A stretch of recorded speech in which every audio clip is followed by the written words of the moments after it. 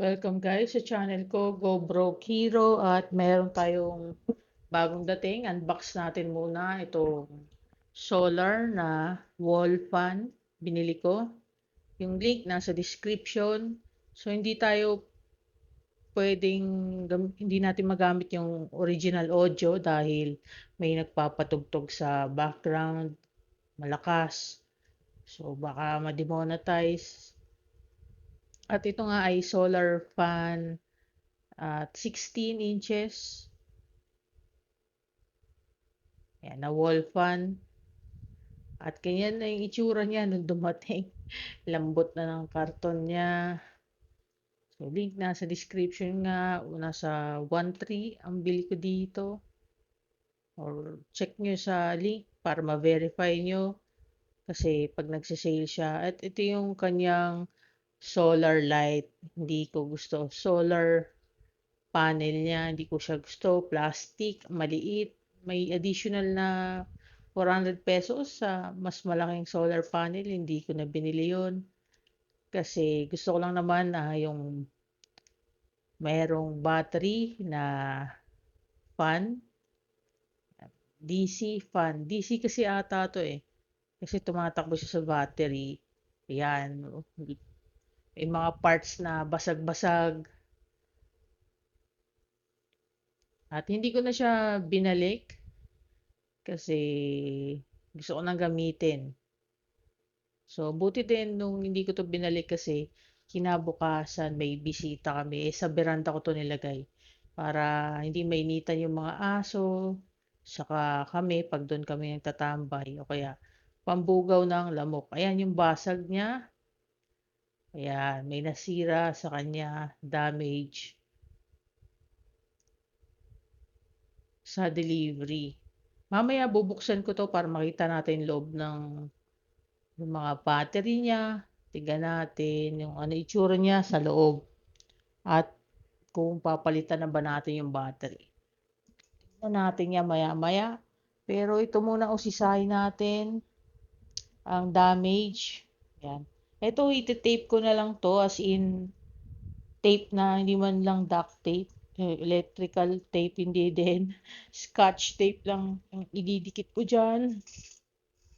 Mamaya.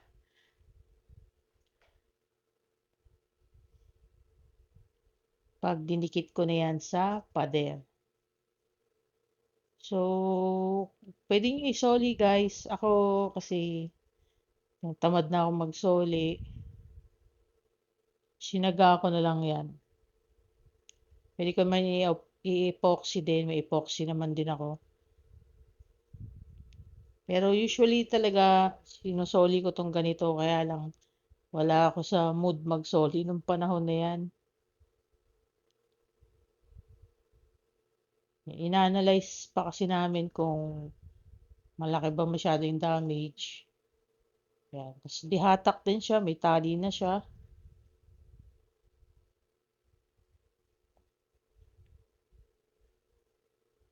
Ayan, meron na siyang abang para sa screw. Madali mo na siyang isabit. Yung problema yung pader namin dito matitigas kasi buhos yung paglalagyan ko nito. Ito, ibabarel ko na lang to, yung gun na parang riveter. So, ibabaril ko lang to kasi nga mahirap mag-drill. At hindi ko na to papalitan kasi since may solar setup naman kami, pwede ko naman siyang iset sa mag-charge lang siya sa umaga. At saka pang beranda lang naman to. Noon natutulog ako dito sa beranda ng gabi. Ngayon medyo tinatamad na. Pero nung bagong gawa yung beranda, dyan ako natutulog.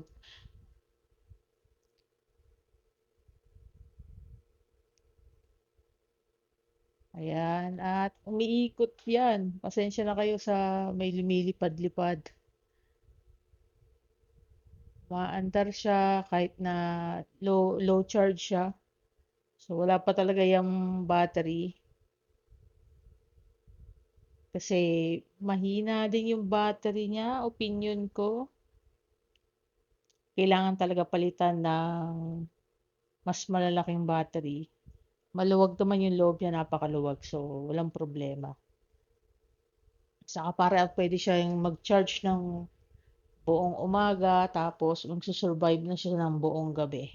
So, gagawin ko rin ng video yun, i-charge siya ng umaga, tapos paandarin ko swing, saka number 3, gagawin ko ng video. Pero next time na yon, ito muna in-unbox natin, itong solar fan na nabili ko, na may napakapangit na solar panel.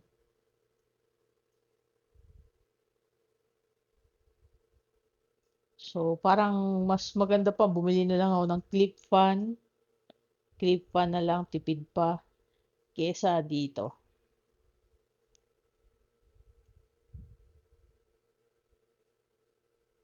Yung clip fan nga lang, wala kasing swing. Saka syempre, hindi siya maganda tignan. Lalo nakikita to sa veranda pag mga nasa labas, kita yan.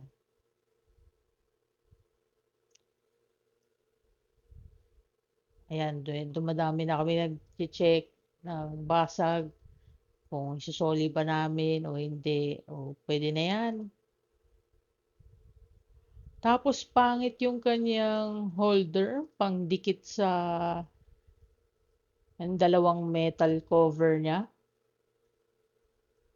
So pwede naman hindi na talaga ikabit yun kasi wala namang bata sa amin. So kahit wala na yung screen na yan, kasi napakahina din nung kanyang lock talaga. Kaya zinip tie ko na lang yun. Naka-zip tie siya. Pero pag nilinis ko yan, hindi ko na ikakabit yun. Wala naman kasing mga aksidente sa amin. At wala namang bata. Saka napakahina nitong DC. Hindi nga to 12 volts. Alam ko eh, nasa 6 lang to eh. 6 volts lang to guys. So, napakahina niya.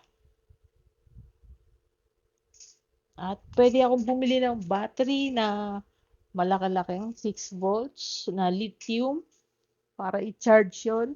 Yun ang gawing battery niya. Tapos i-charge siya na yun nga, buong araw. So, yun ang nakikita kong potential dito sa fan na to. Sakaling mawala ng kuryente at maubos yung solar battery, pwede siyang independent. Kasi nangyari na yun, yung kinapos talaga sa solar battery at napakainit, napakahirap matulog. Ayan. Tignan natin yung iba niyang accessories.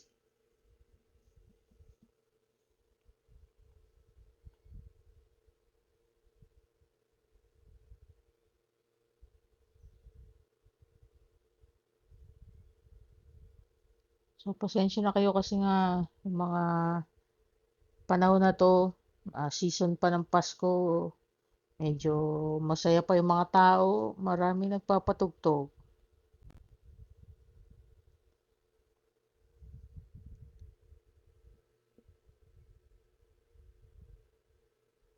Ito yung sinasabi ko sa inyong cover, na pwede ko naman talaga hindi ikabit. Kaya lang baka may ibon din na dumaan, matamaan yung ibon.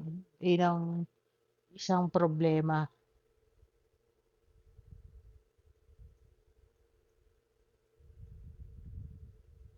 Ayan, yun yung pinag-uusapan lang namin dito, yung kanyang holder para makabit itong sa back at sa harap. Kasi napakalambot nung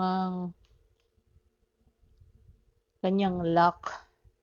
Kaya ganyan. Ang ginagawa namin ay kinakabit namin yung lock yung sa likod na part. Kaya lang, yun nga, napagod na ako, tinamad na ako dahil napakahina nga. Ang lambot kasi masyado talaga. Kaya hindi na ginamit. At naka-zip tie na lang. least yung zip tie siguradong matibay, papalitan nga lang. O pwede naman gumamit yung alambreng mga libreng alambre nito, yung mga cable organizer na libre dito, pwede naman yung gamitin na lang kesa yung lock na pre-provide nila na napakalambot nga. At yung ikot niya hindi naman din talaga ganun kabilis guys. So ito lang yung battery niya. Oh. Ayan, 6 volts lang siya. Mahinang klase talaga siya. Tapos 18,650 lang siya na 4 na piraso. 6 volts, hindi mga nasa 8. Pero ganyan lang siya. Oh. So mga ganun 5 volts, 6 volts lang to. Pwede naman i-check sa charger. Parang 6 volts sa charger eh. So nakita nyo napakaluwag. Ayan, nakita nyo naman na napakaluwag pa niya dito talaga sa likod at pwede ko pa talagang lakihan yung battery o kaya bibili ako ng 6 volts na malaki. At iyon na ilalagay ko sa labas. So malaki pa nga yung sa emergency lights ko na 6 volts kesa dito. Napakaliit nito. So like, comment, share na lang guys. Subscribe. Bye-bye. Abangan nyo yung upgrade ng battery.